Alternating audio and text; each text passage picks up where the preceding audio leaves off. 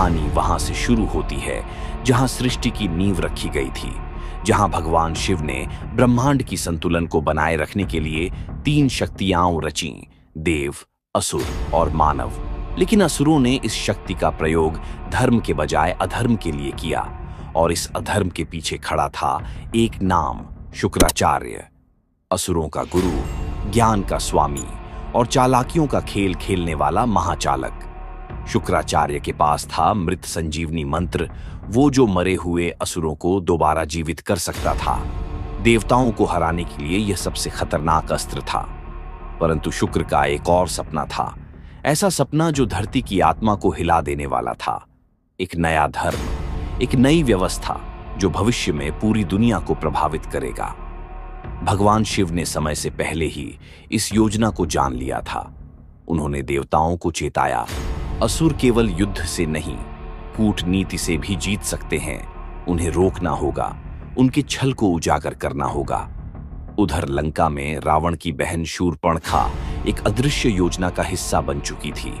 उसका आकर्षण, उसकी चालें और उसका उद्देश्य केवल सीता हरण नहीं था, बल्कि उसके पीछे था एक खतरनाक गठजोड़, शुक्राचार्य और शूर्पणखा की साजिश, एक ऐसे भविष्य को जन्म देने की जो शिव को भी चुनौती दे सके। कालचक्र घूम रहा था और शुक्राचार्य अब धरती के एक ऐसे भूभाग की ओर बढ़ रहे थे जहां भविष्य लिखा जाना था। अरब की तपती रेत, जहां सूरज आग बरसाता है, और रेत के नीचे छुपे हैं वो रहस्य जिन्हें जानने की आज तक किसी ने हिम्मत नहीं की। हजारों साल पहले शुक्राचार्य ने अरब की भूमि पर कदम रखा। वहां उन्होंने एक गुफा में तपस्या की। माना जाता है कि वहीं से उन्होंने एक ईश्वरीय दूत की भविष्यवाणी की जो एक नए धर्म को जन्म देगा, लेकिन उसमें असुरों का बीज छुपा होगा। शुक्राचार्य ने कहा, यह धर्म आएगा न्याय के नाम पर, परंतु मैं उसमें अपना मार्ग भी छोड़ूंगा ताकि मेरी असुर ऊर्जा हमेशा बनी रहे।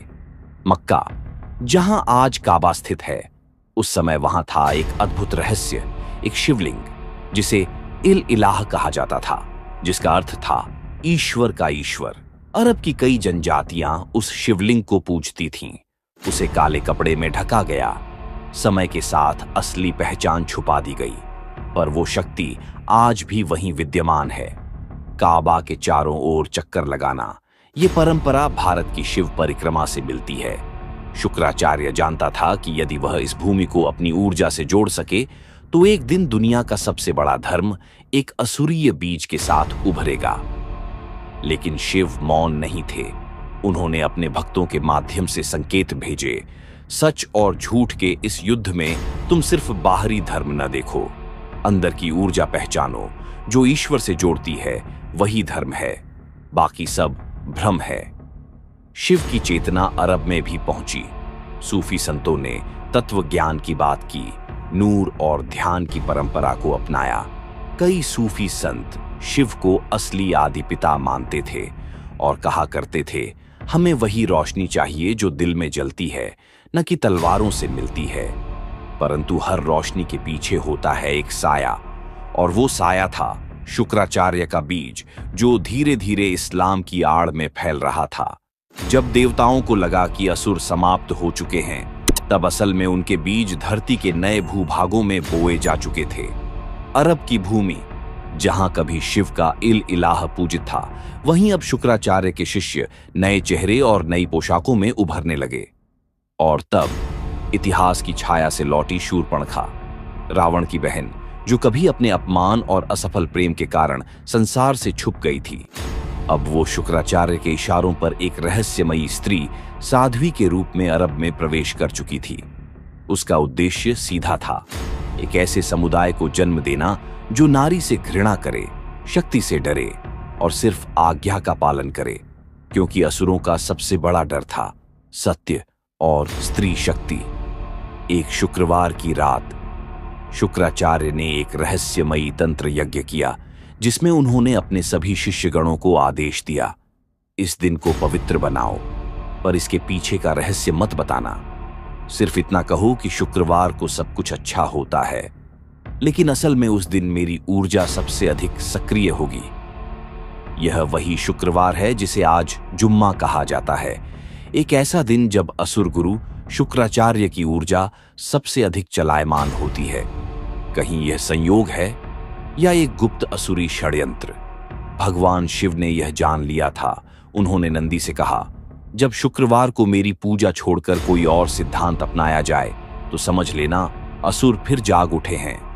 क्या आपने कभी सोचा कि काबा, वेटिकन और कैलाश पर्वत तीनों ही दुनिया के 3 सबसे रहस्यमयी आध्यात्मिक केंद्र क्यों हैं? क्या ये सब किसी ब्रह्मांडीय ग्रिड से जुड़े हुए हैं? क्या शिव ने इन्हें ही त्रिभुज रूपी सुरक्षा चक्र बनाया था और अब इस चक्र को तोड़ने की तैयारी चल रही है? शुक्राचार्य के आधुनिक शिष्य जो खुद को धर्मगुरु, नेता, व्यापारी और मीडिया मसीहा कहते हैं, आज की दुनिया में असुर सत्ता को स्थापित कर रहे हैं। उनके पास न कोई तिलक है, न त्रिशूल, पर उनके पास है मनुष्य के मस्तिष्क को नियंत्रित करने की शक्ति। परंतु शिव अभी मौन हैं। वो देख रहे हैं। जैसे ही असुरों की सीमा लांघी, जब असुरों की चाल हर दिशा में सफल होती दिखाई दी, जब धर्म के नाम पर हत्या, नियम के नाम पर अत्याचार और ज्ञान के नाम पर भ्रम फैलाया गया, तो लगा मानो दुनिया अब अंधकार की ओर बढ़ रही है। शुक्राचार्य की योजनाएं सैकड़ों वर्षों से चलती आ रही थीं। अरब में उसने अपना बीज बोया और फिर उसका प्रसार हुआ। धर्म के रूप में नहीं, सत्ता के रूप में। उसने मक्का को चुना, वेटिकन को मोहरा बनाया और काशी से शिव को हटाने की कोशिश की। परंतु असुरों को एक बात भूल गई थी, धर्म न मिटता है, वह सिर्फ मौन होता है, और जब वह जागता है तो सृष्टि हिल जाती है। हिमालय की बर्फ के नीचे छुपा हुआ है एक रहस्य, एक अवतार जो अभी तक जन्म नहीं लिया, पर हर युग में उसकी भविष्यवाणी की गई। वह आएगा जब धर्म पर हंसी उड़ाई जाएगी, जब सत्य को कट्टरता कहा जाएगा और जब अधर्म को प्रगतिशीलता समझा जाएगा। वह होंगे कल्कि, भगवान विष्णु का 10वां और अंतिम अवतार। न वे मंदिरों में बैठेंगे, न मूर्तियों में मिलेंगे।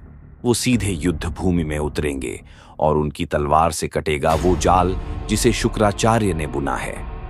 कल्कि आएंगे और सबसे पहले तोड़ेंगे उस काले पत्थर का रहस्य जहां शिव को छिपाकर असुरों ने अपना साम्राज्य खड़ा किया। फिर वो धर्म की नई परिभाषा देंगे जो हिंदू, मुस्लिम, ईसाई नहीं होगी, बल्कि केवल एक, सत्य और सनातन। कहते हैं कि शिव ने कल्कि के कान में एक दिन कहा था, जब शुक्रवार को असुरों की पूजा हो और रविवार को झूठ बोला जाए, तब समझना तुम्हारा समय आ चुका है। असुरों का अंत केवल तलवार से नहीं होगा, वो होगा ज्ञान, प्रेम और जागरण से। और कल्कि का असली अस्त्र होगा ब्रह्म ज्ञान, जो केवल उन्हें मिलेगा जो शिव को अपने भीतर पहचानेंगे। अब प्रश्न सिर्फ एक है, क्या आप उस परिवर्तन के लिए तैयार हैं? क्योंकि कल्कि आने वाले हैं और उनके साथ होगी नई सृष्टि की शुरुआत। धर्म की जीत होगी, अधर्म का अंत होगा। सत्य सनातन है, वो कभी मिट नहीं सकता।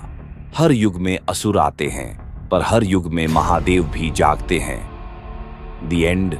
ओम नमः शिवाय।